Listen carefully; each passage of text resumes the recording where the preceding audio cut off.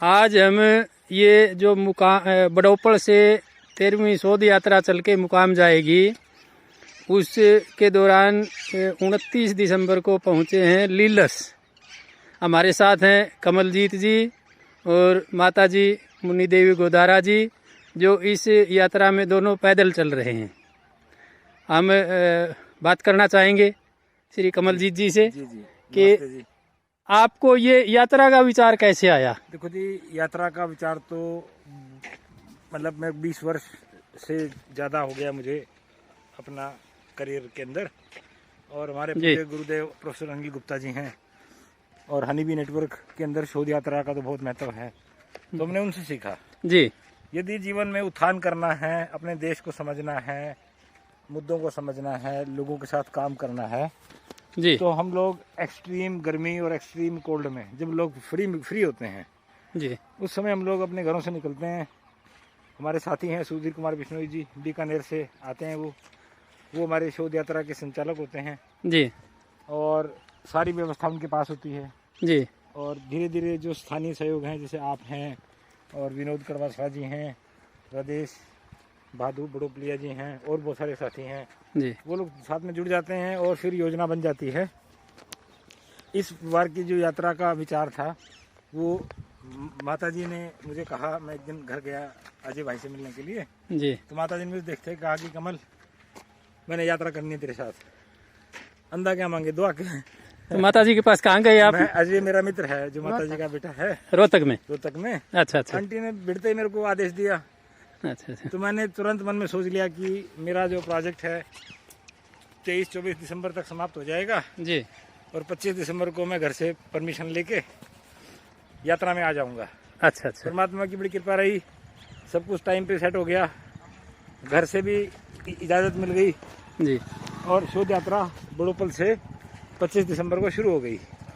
इस यात्रा में हम लोग भारत का जो परंपरागत ज्ञान है, आविष्कारक हैं, हम लोगों से उनकी समस्याओं पे बात नहीं कर रहे, हम उनके समाधानों पे बात कर रहे हैं जी। कि तुम लोग कैसे यहाँ पर बसे हुए हो, क्या तुम्हारा परंपरागत ज्ञान है, क्या तुम लोग जानते हो। ये यात्रा की अगवानी करने के लिए हमारे साथी आ चुके हैं। जी, नमस्ते जी, नमस्ते।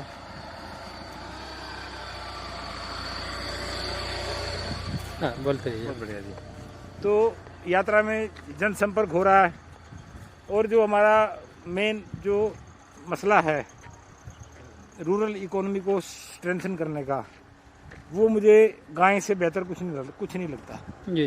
गाय हमारी सामाजिक सुरक्षा, आर्थिक सुरक्षा की रीढ़ है जी, और पिछले 100-200 वर्षों में बड़े ही योजनाबद्ध तरीके से चीज़ों को ख़राब किया गया है, तो हम समझ रहे हैं कि कैसी चीज़ें ठीक हो सकती हैं।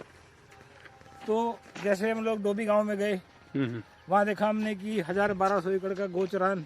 डोबी कहाँ में पड़ता है ये? डोबी हिसार जिले में पड़ता है। जिला हिसार है जी। और 1200 एकड़ गांव के पास भूमि है जी, और उसमें चरने लायक एक भी घास का तिनका नहीं है। अच्छा जी, ठीक है। तो मेरे मन में एक विचार आया कि जो हमारी राष्ट्रीय सेवा योजना है NSS जी, उसमें मेरे एक साथी हैं शीशपाल हारदू जी, वो बड़े सक्रिय रहे हैं उसमें। उनसे मैंने विचार विमर्श किया कि जो डॉट्स हैं को हम मिला दें जी, और एक आधा गोचरान ऐसा विकसित कर दें जहाँ गाय, भैंस, भेड़, बकरी चरें, उत्तम क्वालिटी का दूध पैदा हो, लोगों का भी मन खुश हो। अब बड़े बड़े गोल्फ कोर्स के मैदान देख के मन खुश होता है, तो गोचरान देख के भी मन खुश होगा। बिल्कुल। तो भगवान श्री कृष्ण ने जो गायें जो चराई थी, तो भारत उस समय उत्कृष्टता पे था जी। तो मुझे लगता है कि अगर हम अच्छा दूध पिएंगे, गायों के संपर्क में रहेंगे, तो हमारा देश बहुत अच्छी उन्नति करेगा, विश्वगुरु बन सकता है। विश्वगुरु बन भी सकता है, नहीं तो अपनी समस्याओं को तो सुलटा ही लेगा जी, और एक शांतिपूर्वक जीवन जैसे हमारे बुजुर्ग जिया करते थे। आप देखो ना, 2000 साल के इतिहास में भारत से कोई भी आक्रमण दुनिया के किसी हिस्से पे नहीं हुआ। अध्ययन, पठन पाठन, वसुधैव कुटुंबकम जैसे विचार यहाँ पे, भारत की संस्कृति नहीं है हमला करना, दूसरों को दबाना, कभी ये चीज नहीं हुई है। तो अब इतनी सारी समस्याओं पर तो एक साथ काम नहीं हो सकता है। तो परंपरागत ज्ञान, तृणमूल स्तर के आविष्कार, और गाय की संस्कृति कैसे विकसित हो, इसके ऊपर में शोध प्रवास कार्य दल है हमारा, जो जी धीरे धीरे सब जगह जा रहा है, बातचीत कर रहा है। और इस बार मुझे एक बात बहुत अच्छी लगी है कि गायों से जुड़े हुए व्यक्ति जी इस पंचायत चुनाव में बहुत सारे लोग ऐसे सरपंच बन के उभरे हैं जो गायों की सेवा में कई वर्षों से काम कर रहे हैं। जब ऐसे लोग सामने आएंगे तो मुझे लगता है कि हम सब लोग मिलकर एक ऐसी ऊर्जा उत्पन्न करेंगे जिससे उत्साह उत्पन्न होगा, उल्लास उत्पन्न होगा और उत्सुकता सब में बनेगी।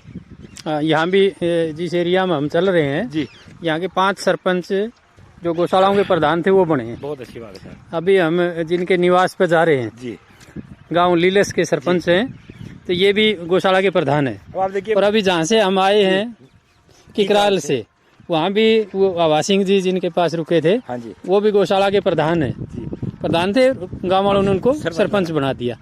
इसी तरह से नड़ोई गांव के जो वो भी मिले हमारे को, मिले थे, है ना? और गुरेरा के भी मिले, गुरेरा के सरपंच मिले थे। जी। हाँ जी।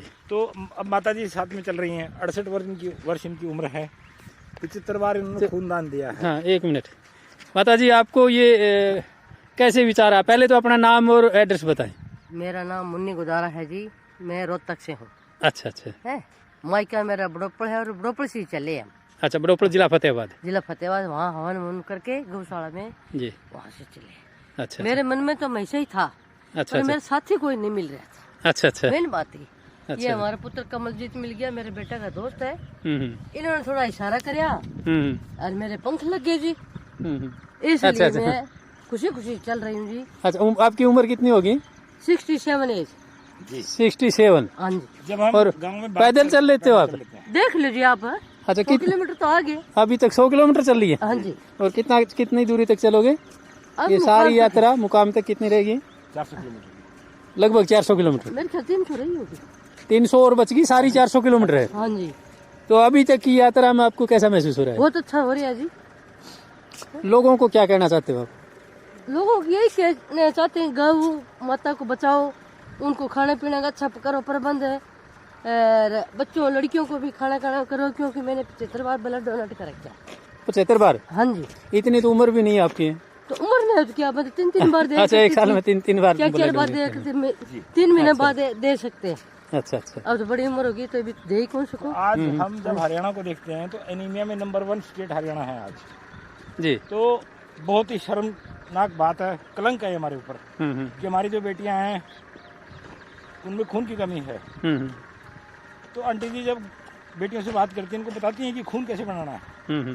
जब खून बनेगा तभी तो हमारे ये मेडल आएंगे जी, और हम एक स्वस्थ जीवन जिएंगे। तो इस यात्रा के दौरान अभी वर्तमान जो यात्रा चल रही है इसकी बताएं। तो किसी को आपने, कोई बच्चा या कोई व्यक्ति, कोई महिला ऐसे भी मिली जो आपके विचारों से प्रभावित हुई हो और आपने जैसा कहा वैसे उसने स्वीकार किया हो या बात मानी हो? देखिए साहब, ऐसा है कि हमारी यात्रा का उद्देश्य तो प्रभाव डालना नहीं है। अच्छा जी। हम लोग शोध यात्रा जो हनीबी नेटवर्क है हमारा, प्रोफेसर गुप्ता ने जो बनाया है, 1974 से काम कर रहे हैं परंपरागत ज्ञान के अभिलेखन का, उसकी कहानी हम बच्चों को सुनाते हैं जी, गांव में सुनाते हैं जी। तो उनको पता लगता है भी देश में ऐसा भी कोई काम हुआ है जिससे भारत पूरी दुनिया के अंदर अपनी पहचान, अच्छी पहचान बना रहा है। आप बीज बो रहे हैं? जी। तो हम लोग बेसिकली क्या कर रहे हैं, सन 74 से लेके सन 2022 तक की जो कहानी है हनीबी नेटवर्क की, जी, प्रोफेसर गुप्ता और उनके साथियों ने जो काम किया है उसकी कहानी बच्चों को सुनाते हैं, गांव में सुनाते हैं। एक दिन साल 97 में मैंने भी ऐसे एक कहानी सुनी थी डॉक्टर सुधीर कोड़ा से। सुधीर कोड़ा? डॉक्टर सुधीर कोड़ा जो HAU के थे? HAU के थे। हाँ हाँ हाँ, मित्र थे मेरे। ठीक है, तो वो मुझे हनीबी नेटवर्क में लेके आए। अच्छा अच्छा। और उन्होंने मुझे एक हनीबी नाम की पत्रिका गिफ्ट में दी जब मैंने स्पीक मैक के अंदर पार्टिसिपेट किया।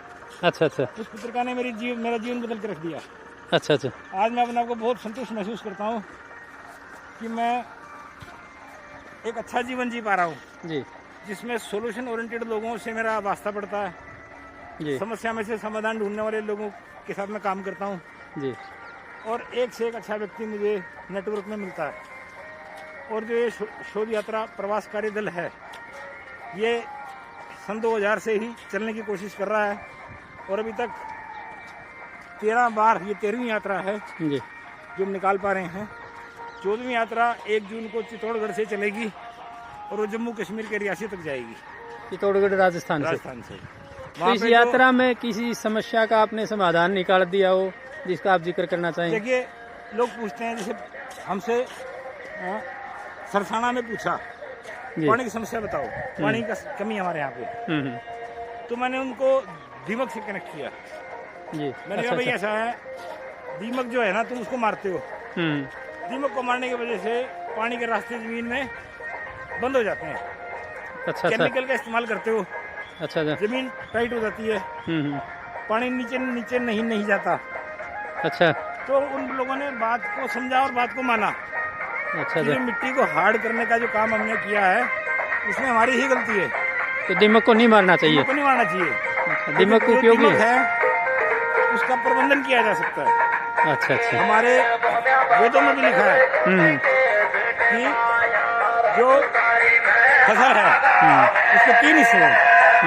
बाली हमारे लिए, ऊपर का अनाज पशुओं के लिए, और जो नीचे का हिस्सा है वो जीव जंतुओं के लिए है, जमीन के लिए भी जमीन है। के लिए है। जब हमने ऊपर के 2 हिस्से निकाल लिए और तीसरे हिस्से को हमने आग लगा दी, तो हमने बेसिकली अपने इकोसिस्टम को खराब कर लिया।